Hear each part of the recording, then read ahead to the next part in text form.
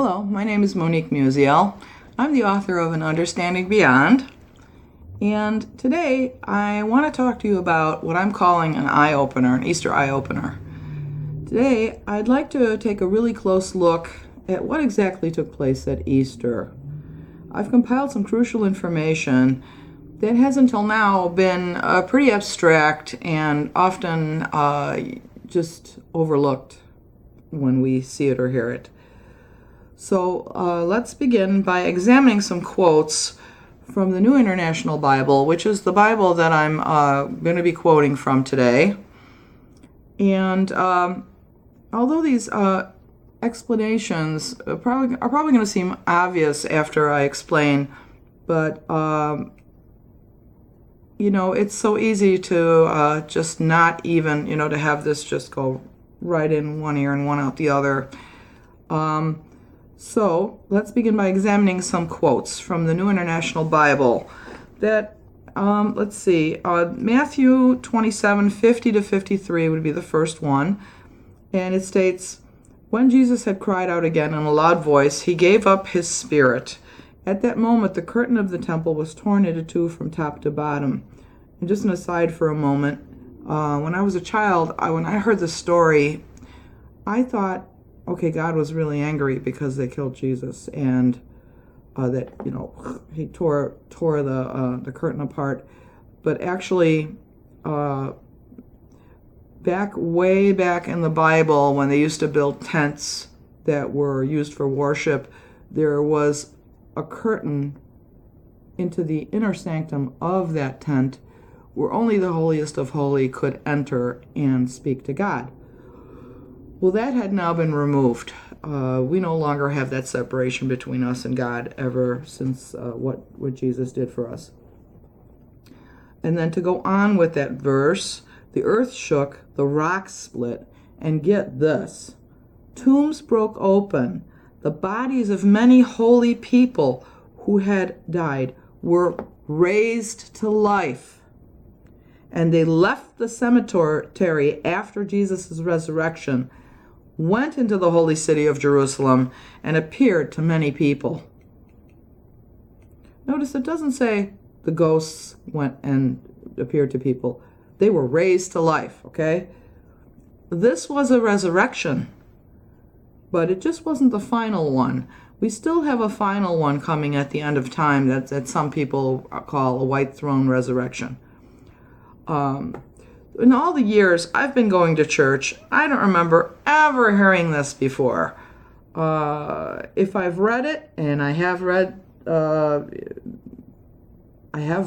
the entire New Testament many years ago, and I don't remember even reading this. This is why I'm bringing it out, because it's easily missed. It's almost like these things are hidden from you unless God means for you to understand them, just like when Jesus used to speak in parables. That's another thing I could explain another time why he did that. There's a lot for me to cover in future speeches like this. Anyways, after Christ rose, Corinthians 15:5-6, he was seen by Peter and then by the 12. After that, he was seen by more than 500 of his followers. Okay, I'd like to see, if there's ever someone trying to prove something in a court and there were 500 eyewitnesses to something, I really don't think there would be any question whatsoever that whatever stated happened. And yet, many of us question the Bible and don't believe that what's written in there is for real. In fact, a lot of what's written in the Bible has been even supported by science nowadays, by findings, by archaeological findings and so forth. And a lot of the events that happened back then that were spoken about in the Bible are in history as well. There's crossovers where, it's confirmed. There's some of the events are confirmed in regular history, which nobody doubts that. Nobody doubts what's written in history books. So, anyways, this is what I was talking about, though, when I was talking about, how things are scattered around in the Bible and in different places sometimes. I'm going to read something from Revelations, which actually, Revelations used to be very confusing for me because I thought this is what's going to happen in the future yet. But Revelations is actually exactly that. It's revelations about things that were going on in heaven that weren't seen, that were going on here on earth, coinciding with things going on here on earth, but not seen and not obvious and not known. So in Revelations 12:9 through 10, the great dragon was hurled down. This is talking about Christ's resurrection, what happened. The great dragon was hurled down, the ancient serpent called the devil or Satan, who leads the whole world astray. He was hurled to earth, and his angels with him. Then I heard a loud voice in heaven say, "Now have come the salvation and the power and the kingdom of our God and the authority of his Messiah. For the accuser of our brothers and sisters, who accuses them before our God day and night, has been hurled down."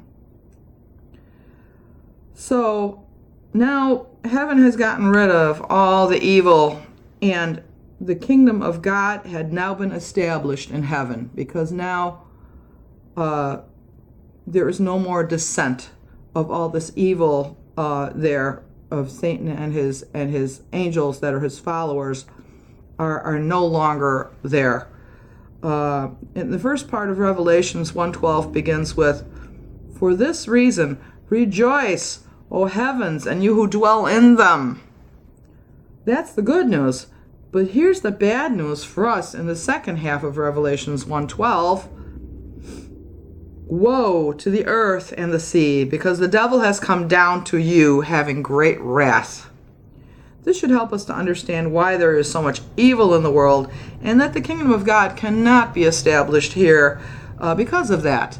When somebody's going to rule and be the master or the king, he has to have subjects that are willing to obey him.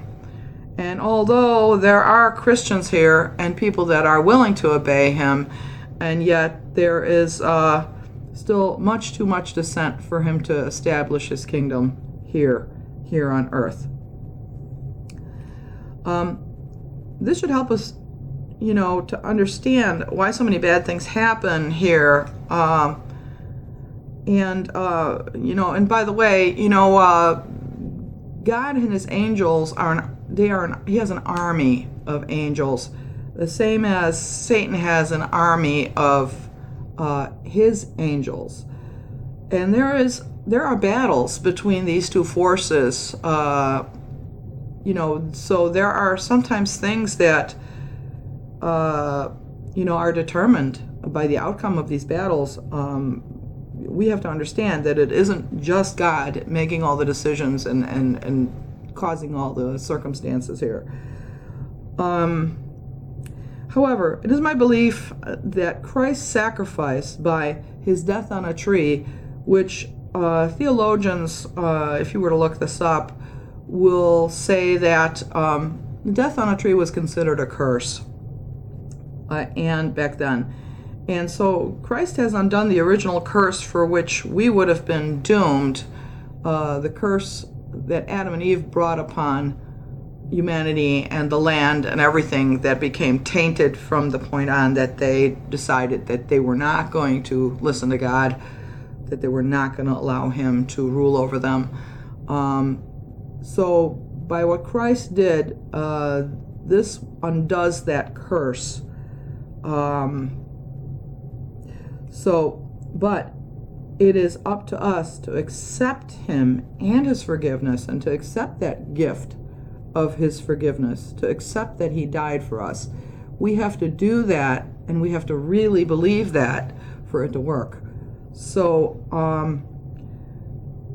because of this, just for the asking is available to us, and by believing it, by really having faith, that makes a big difference. That makes all the difference in the world, the faith that we have. We need no longer be trapped in death by Satan.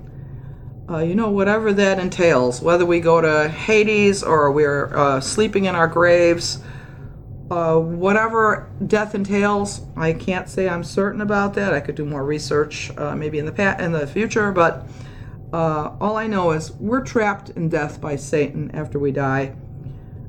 He is the Grim Reaper.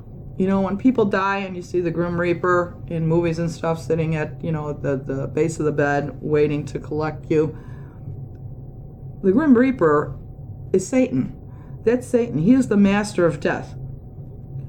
But we are instead free to pass into heaven to reside with God, Jesus, and all the heavenly hosts for all of eternity. This is the really good news that we need to hang on to, and we need to focus on that rather than what's going on in this world, which some forces just really don't have complete control over. And thanks for watching and listening to my video. A lot of that is due to free will. People have free will to do what they want, and so there are some things that cannot be ultimately changed. But again, look for future episodes on YouTube of Understanding God. Going to be under that name, or you can look under my name, Monique Musiel. And you know, if you bookmark this one, you'll have some reference about what you can look under. And this is actually the first one that I'm doing. I wanted to get this in for Easter. This is 2019. I wanted this to be an Easter message for people, and also in general to increase people's understanding of how the supernatural works. And or you can also look under "And Understanding Beyond" on your computer for my book. That's the name of it. It is going to come up if you type into any search engine, Google, Yahoo, whatever you use. I don't know, some of you may not know that the specific window at the top is only for specific addresses that have to be exactly typed in the way they are. But you have a search window that's going to be available below that, and you can type in to look for things, and you can use that to find other information. Anything that I've done is going to be listed there. So I hope to be able to get a chance to do some of these in the future, and in the meantime you can check out what else is available, and just want to wish everyone the best, and God bless. Thank you.